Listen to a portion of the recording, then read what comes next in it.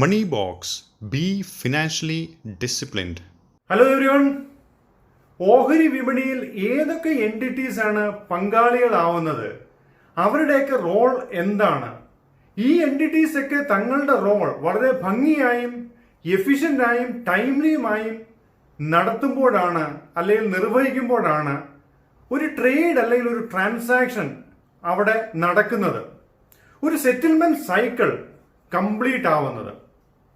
ഓഹരി വിപണിയിൽ നിക്ഷേപിക്കുന്ന എല്ലാവരും തന്നെ, എല്ലാ ഇൻവെസ്റ്റേഴ്സും എല്ലാ ട്രേഡേഴ്സും ഈ ഒരു പ്രോസസ്സ് തീർച്ചയായിട്ടും മനസ്സിലാക്കേണ്ടതാണ്, അറിയേണ്ടതാണ്. ഓഹരി വിപണി എന്നാൽ എന്താണ്, അതിന്റെ ഇമ്പോർട്ടൻസ് എന്താണ്, അത് എങ്ങനെയാണ് ഫങ്ഷൻ ചെയ്യുന്നത്, ഇതൊക്കെയാണ് ബേസിക്സ് ഓഫ് സ്റ്റോക്ക് മാർക്കറ്റ് എന്ന ഈ ഒരു സീരീസിന്റെ ഫസ്റ്റ് പാർട്ടിൽ അഥവാ ലാസ്റ്റ് എപ്പിസോഡിൽ നമ്മൾ ഡിസ്കസ് ചെയ്തത്.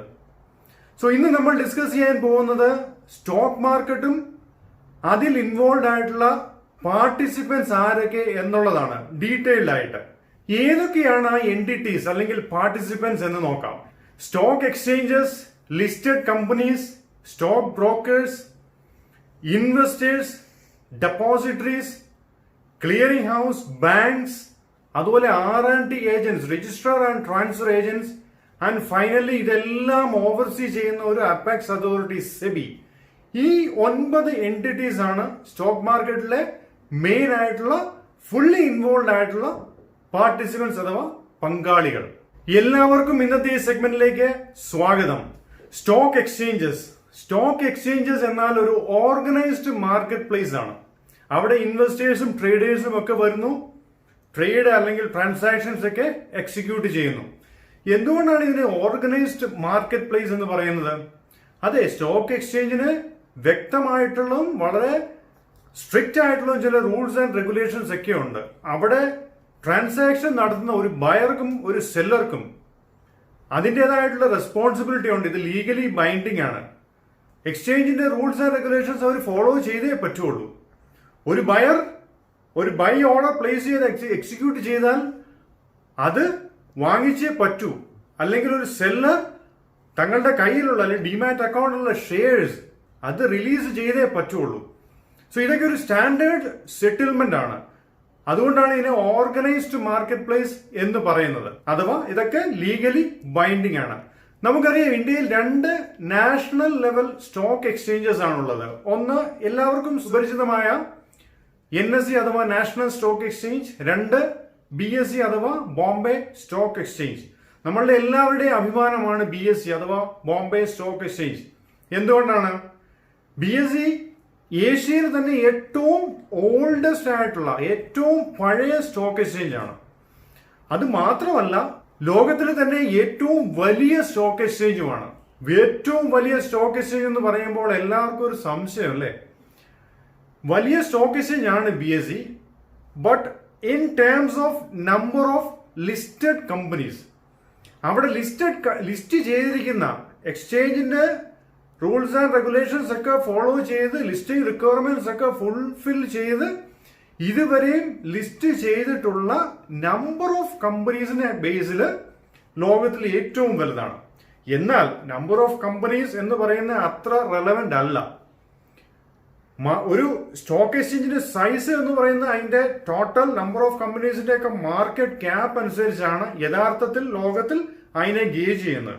അങ്ങനെ നോക്കുമ്പോൾ New York stock exchange, US market അല്ലെങ്കിൽ ന്യൂയോർക്ക് സ്റ്റോക്ക് എക്സ്ചേഞ്ച് ആണ് ലോകത്തിലെ ഏറ്റവും വലിയ സ്റ്റോക്ക് എക്സ്ചേഞ്ചും. എന്നാൽ നമ്പർ ഓഫ് ലിസ്റ്റഡ് കമ്പനീസ് ഏതാണ്ട് 5000-ഓളം കമ്പനീസ് ലിസ്റ്റഡ് ആണ്. അതിൽ തന്നെ ഏതാണ്ട് 3000-ഓളം കമ്പനീസ് ആണ് ആക്റ്റീവ് ആയിട്ട് ട്രേഡ് ചെയ്യുന്നത്. സോ അതാണ് BSE അഥവാ ബോംബെ സ്റ്റോക്ക് എക്സ്ചേഞ്ച്. ഇന്ന് ഇന്ത്യയിലെ ഓഹരി വിപണിയിൽ നടക്കുന്ന ഏതാണ്ട് 100% ട്രാൻസാക്ഷനും ഇലക്ട്രോണിക് ഫോമിലാണ്. സോ അതിനുള്ളൊരു വലിയൊരു മാർക്കറ്റ് പ്ലേസ് അഥവാ ഒരു ഇലക്ട്രോണിക് ഒരു പ്ലാറ്റ്ഫോം ഒരുക്കുക എന്നുള്ളതാണ് സ്റ്റോക്ക് എക്സ്ചേഞ്ചസ് ചെയ്യുന്നത്. അതുപോലെ തന്നെ എല്ലാ സ്റ്റോക്ക് എക്സ്ചേഞ്ചും, ലോകത്തിലുള്ള എല്ലാ സ്റ്റോക്ക്, ഇന്ത്യയിൽ മാത്രമല്ല, വ്യക്തമായിട്ടുള്ള റൂൾസും റെഗുലേഷൻസും ഒക്കെ ഉണ്ട്. ഉദാഹരണത്തിന്, ഒരു കമ്പനി പബ്ലിക് ഇഷ്യൂ ചെയ്ത് കഴിഞ്ഞാൽ അത് ഇത്ര ദിവസത്തിനുള്ളിൽ ഒരു സ്റ്റോക്ക് എക്സ്ചേഞ്ചിൽ ലിസ്റ്റ് ചെയ്യണമെന്നുള്ളൊരു മാൻഡേറ്ററി റിക്വയർമെന്റ് ഉണ്ട് എന്ന് നമ്മൾ പറഞ്ഞു അല്ലെങ്കിൽ മനസ്സിലാക്കി. ഇതൊക്കെ വൺസ് സ്റ്റോക്ക് എക്സ്ചേഞ്ചിൽ ലിസ്റ്റ് ചെയ്താൽ ഈ കമ്പനീസ് ഒക്കെ ബൈൻഡിങ് ആണ്. അഥവാ എവറി ക്വാർട്ടർ, എല്ലാ 3 മാസം കൂടുമ്പോഴും ആ കമ്പനീസ് ഒക്കെ തങ്ങളുടെ പ്രവർത്തന ഫലം അഥവാ ക്വാർട്ടർലി റിസൾട്ട്സ്, ലാഭനഷ്ട കണക്കുകളൊക്കെ വ്യക്തമായിട്ട് ഓഡിറ്റഡ് ആയിട്ട് തന്നെ എക്സ്ചേഞ്ചസിൽ ഫയൽ ചെയ്യണമെന്നുള്ള നിബന്ധനയുണ്ട്. അത് മാത്രമല്ല ഇൻവെസ്റ്റേഴ്സിന് എല്ലാവരെയും ഇൻഫോംഡും ആയിരിക്കണം. സോ ഇതൊക്കെ മോണിറ്റർ ചെയ്യുന്നുണ്ട് സ്റ്റോക്ക് എക്സ്ചേഞ്ചസ്. സെക്കൻഡ് പാർട്ടിസിപ്പന്റ് ആണ് ലിസ്റ്റഡ് കമ്പനീസ്. അവരാണ് ഇഷ്യൂവേഴ്സ്. എന്താണ് അവർ ഇഷ്യൂ ചെയ്യുന്നത്? അവരുടെ കമ്പനിയുടെ ഷെയർസ് പബ്ലിക്കിന് ഓൾറെഡി ഇഷ്യൂ ചെയ്തിട്ടാണ് സ്റ്റോക്ക് എക്സ്ചേഞ്ചസിൽ ലിസ്റ്റ് ചെയ്യപ്പെടുന്ന അവരുടെ കമ്പനിയുടെ ഓഹരികൾ. ഏതൊരു കമ്പനിയും പബ്ലിക് ഇഷ്യൂ കഴിഞ്ഞാൽ മുന്നേ പറഞ്ഞ പോലെ തന്നെ സ്റ്റോക്ക് എക്സ്ചേഞ്ചിൽ അല്ലെങ്കിൽ സ്റ്റോക്ക് മാർക്കറ്റിൽ ലിസ്റ്റ് ചെയ്യണമെന്നും അവരുടെ ഇൻവെസ്റ്റേഴ്സിന് ഫർദർ ട്രാൻസാക്ഷന് പർച്ചേസും സെല്ലും ചെയ്യാനുള്ള ഒരു മാർക്കറ്റ് പ്ലേസ്, ഒരു സൗകര്യം ഒരുക്കണമെന്നും നിഷ്കർഷിക്കുന്നു. അതുകൊണ്ട് തന്നെ ലിസ്റ്റഡ് കമ്പനീസ് ഇതിലൊരു മെയിൻ പാർട്ടിസിപ്പന്റ് തന്നെയാണ്. അതുപോലെ തന്നെ ലിസ്റ്റഡ് കമ്പനീസിന്റെ ഉത്തരവാദിത്തമാണ് തങ്ങളുടെ കമ്പനിയുടെ പ്രവർത്തന ഫലം അറിയിക്കണം. അത് മാത്രമല്ല ആ കമ്പനി, ലിസ്റ്റഡ് കമ്പനീസിൽ എന്തൊരു കോർപ്പറേറ്റ് ആക്ഷൻ ഉണ്ടായാലും, ഡിവിഡൻഡ് അല്ലെങ്കിൽ ബോണസ്, സ്റ്റോക്ക് സ്പ്ലിറ്റ്, റൈറ്റ്സ് തുടങ്ങിയ എന്ത് തീരുമാനങ്ങൾ ഉണ്ടായാലും അത് ഇൻവെസ്റ്റേഴ്സിനെ ഇൻഫോംഡ് ആയിരിക്കണം എന്നുള്ള ഉത്തരവാദിത്വവും ഈ ലിസ്റ്റഡ് കമ്പനീസിന് എല്ലാവർക്കും ഉണ്ട്. മൂന്നാമത്തെ എൻറ്റിറ്റിയാണ് സ്റ്റോക്ക് ബ്രോക്കേഴ്സ്. പേര് പോലെ തന്നെ അവർ ഇടനിലക്കാരാണ്. അവർ എല്ലാവരും തന്നെ സ്റ്റോക്ക് എക്സ്ചേഞ്ചിലും മെമ്പേഴ്സ് ആണ്, ട്രേഡിംഗ് മെമ്പേഴ്സ് എന്ന് പറയും. നമ്മളുടെ കയ്യിലുള്ള ഷെയർസ് വിൽക്കാനും അതുപോലെ പുതിയ ഏതെങ്കിലും കമ്പനിയുടെ ഷെയർ വാങ്ങാനും നമ്മൾ ആരും സ്റ്റോക്ക് എക്സ്ചേഞ്ചസിൽ അഥവാ NSEയിലോ BSEയിലോ ഡയറക്റ്റ് അല്ല പോയി അത് ട്രാൻസാക്ഷൻ എക്സിക്യൂട്ട് ചെയ്യുന്നത്. പകരം ഇതെല്ലാം ബ്രോക്കേഴ്സ് ത്രൂ ആണ്. ഇന്ന് പഴയതുപോലെ ഇൻഡിവിജ്വൽ ബ്രോക്കേഴ്സ് ഇല്ല, എല്ലാം ബ്രോക്കറേജ് ഫേംസ് ആണ്. ഉദാഹരണമായിട്ട് മോട്ടിലാൽ ഓസ്വാൾ, കോട്ടക് സെക്യൂരിറ്റീസ്, നമ്മളുടെ കൊച്ചിയിൽ ആസ്ഥാനമായിട്ടുള്ള ജിയോജിത്, ഇതൊക്കെ ബ്രോക്കേഴ്സ് ആണ്. അതുപോലെ മിക്ക ബാങ്കുകൾക്കും ബ്രോക്കറേജ് സർവീസസ് ഉണ്ട്. അവിടെ പോയി നമ്മൾ അതിന് വേണ്ട ട്രാൻസാക്ഷൻ നടത്താനുള്ള അക്കൗണ്ടുകളൊക്കെ ഓപ്പൺ ചെയ്യുന്നു, ട്രാൻസാക്ഷൻ എക്സിക്യൂട്ട് ചെയ്യുന്നു. ഈ ബ്രോക്കറേജ് ഫേംസിനൊക്കെ തന്നെ അവരുടെ ഈ സർവീസിന്, ബ്രോക്കിംഗ് സർവീസസിന് ഒരു ചാർജ് അല്ലെങ്കിൽ ഒരു കമ്മീഷൻ ഇൻവെസ്റ്റേഴ്സിൽ നിന്നും ഈടാക്കാനാവുന്നതുമാണ്. അടുത്തത് ഇൻവെസ്റ്റേഴ്സ്. അവരാണ് കമ്പനികളുടെയൊക്കെ ഷെയർ ഹോൾഡേഴ്സ് അഥവാ ഓഹരി ഉടമകൾ. എക്സ്ചേഞ്ചിൽ ലിസ്റ്റ് ചെയ്തിട്ടുള്ള എല്ലാ കമ്പനികളുടെയും ഓഹരി ഉടമകൾ എന്ന് പറയുന്നത് ഇൻവെസ്റ്റേഴ്സ് ആണ്, അല്ലെ? ഷെയർ ഹോൾഡേഴ്സിന് തങ്ങൾ നിക്ഷേപിച്ചിരിക്കുന്ന കമ്പനികളുടെ ഓഹരികൾക്ക് മേൽ എന്ത് കോർപ്പറേറ്റ് ആക്ഷൻ ഡിക്ലെയർ ചെയ്താലും, അത് ഡിവിഡൻഡ് ആയിക്കോട്ടെ, ബോണസ്, സ്റ്റോക്ക് സ്പ്ലിറ്റ് അല്ലെ റൈറ്റ്സ്, എന്തിനും അവർ എൻഡേറ്റഡ് ആയിരിക്കും, അല്ലെങ്കിൽ അവർക്ക് അതിനുള്ള അവകാശം ഉണ്ടായിരിക്കും. ഏതൊരു ഇൻവെസ്റ്ററുടെയും ലക്ഷ്യം എന്തായിരിക്കും? തങ്ങളുടെ ഇൻവെസ്റ്റ്മെന്റ് മേലുള്ള ഒരു റിട്ടേൺ, അല്ലെ? അത് എങ്ങനെയായിരിക്കും? ലാസ്റ്റ് എപ്പിസോഡിൽ നമ്മൾ പറഞ്ഞു, 1 ക്യാപിറ്റൽ അപ്രീസിയേഷൻ, 2 ലാഭവിഹിതം അഥവാ ഡിവിഡൻസ്. ഇതാണ് 2 തരത്തിലുള്ള റിട്ടേൺ ഏതൊരു ഇൻവെസ്റ്ററും എക്സ്പെക്ട് ചെയ്യുന്നത്. അടുത്ത പാർട്ടിസിപ്പന്റ് ആണ് ഡെപ്പോസിറ്ററി. വളരെ കീ ആയിട്ടൊരു പാർട്ടിസിപ്പന്റ് ആണ്. എന്താണ് depository? A depository can be compared to a bank എന്നാണ്. നമ്മൾ ബാങ്കിൽ അക്കൗണ്ട് ഓപ്പൺ ചെയ്യുന്നത് എന്തിനാണ്? നമ്മളൊരു സേവിങ്സ് അക്കൗണ്ട് ഓപ്പൺ ചെയ്താൽ, അല്ലെങ്കിൽ നമ്മളുടെയൊക്കെ സർപ്ലസ് ക്യാഷ് ഡെപ്പോസിറ്റ് ചെയ്ത് അത് സേഫ് കീപ്പ് ചെയ്യുക എന്നുള്ളതാണ് നമ്മൾ ബാങ്ക് അക്കൗണ്ട് കൊണ്ട് ഉദ്ദേശിക്കുന്ന മെയിൻ ആയിട്ടുള്ള കാര്യം. സോ നമ്മൾ ബാങ്കിൽ ക്യാഷ് സേഫ് കീപ്പ് ചെയ്ത് വെക്കുന്നു. അതുപോലെ തന്നെ ഇന്ന് ഓഹരികളിൽ 100% ഇലക്ട്രോണിക് ഫോമിനാണ്. സോ ഇലക്ട്രോണിക്കലി നമ്മളുടെ ഷെയർസ് ഒക്കെ ഹോൾഡ് ചെയ്ത് സേഫ് കീപ്പ് ചെയ്ത് വെക്കുന്ന അക്കൗണ്ട് ആണ് ഡെപ്പോസിറ്ററി അക്കൗണ്ട്, അഥവാ നമ്മൾ കോമൺ ആയിട്ട് ഡിമാറ്റ് അക്കൗണ്ട് എന്ന് പറയുന്നു. ഇന്ത്യയിൽ 2 ഡെപ്പോസിറ്ററീസ് ആണുള്ളത്. ഒന്ന് NSDL, national securities depository limited. ഇതാണ് ഇന്ത്യയിലെ ആദ്യത്തെ ഡെപ്പോസിറ്ററി. ഇത് 1996 സ്റ്റാർട്ട് ചെയ്തത്. ഇത് പ്രൊമോട്ട് ചെയ്യുന്ന NSE ആണൊന്ന്, അതുപോലെ തന്നെ IDBI, State Bank of India, ഇതൊക്കെയാണ് ഈ ഡെപ്പോസിറ്ററിയുടെ പ്രൊമോട്ടേഴ്സ് എന്ന് പറയുന്നത്. രണ്ടാമത്തെ ഡെപ്പോസിറ്ററി CDSL ആണ്, Central Depository Services India Limited. ഇതിന്റെ main promoter Bombay Stock Exchange ആണ്. ഇത് സ്റ്റാർട്ട് ചെയ്തത് 1999 നമ്മൾ ഷെയർസിലൊക്കെ ഇൻവെസ്റ്റ് ചെയ്യുന്നത്, അല്ലെങ്കിൽ ഒരു പർച്ചേസ്, ഒരു സെയിൽ ട്രാൻസാക്ഷൻ ഒക്കെ നടത്തുന്നത് ഡയറക്റ്റ് NSE-യിലോ BSE-യിലോ പോയിട്ടല്ല, അതൊക്കെ ത്രൂ സ്റ്റോക്ക് ബ്രോക്കേഴ്സ് ആണ് എന്ന് മനസ്സിലാക്കി അല്ലേ. ഇതുപോലെ തന്നെ ഡിമാറ്റ് അക്കൗണ്ട് ഓപ്പൺ ചെയ്യുന്നത് അല്ലെങ്കിൽ ഡെപ്പോസിറ്ററി അക്കൗണ്ട് ഓപ്പൺ ചെയ്യുന്നതും ആർക്കും ഡയറക്റ്റ് NSDL-ലോ അല്ലെങ്കിൽ CDSL-ലോ പോയി അക്കൗണ്ട് ഓപ്പൺ ചെയ്യാൻ സാധിക്കത്തില്ല. അതിനും അതിൻ്റെതായിട്ടുള്ള ഒരു മെക്കാനിസം ഉണ്ട്. ഇതൊക്കെ ഡെപ്പോസിറ്ററിയിൽ മെമ്പേഴ്സ് ആയിരിക്കുന്ന എൻറ്റിറ്റീസ് ത്രൂ ആണ് ഈ അക്കൗണ്ടുകളൊക്കെ ഓപ്പൺ ചെയ്തിരിക്കുന്നത്. അപ്പൊ ഈ ഡെപ്പോസിറ്ററിയിൽ, ഈ രണ്ട് ഡെപ്പോസിറ്ററിയിലും അല്ലെങ്കിൽ ഏതെങ്കിലും ഒരു ഡെപ്പോസിറ്ററിയിൽ മെമ്പർ ആവുന്നവരെ ഡെപ്പോസിറ്ററി പാർട്ടിസിപ്പന്റ് അഥവാ ഷോർട്ട് ഫോമിൽ DP എന്ന് പറയുന്നു.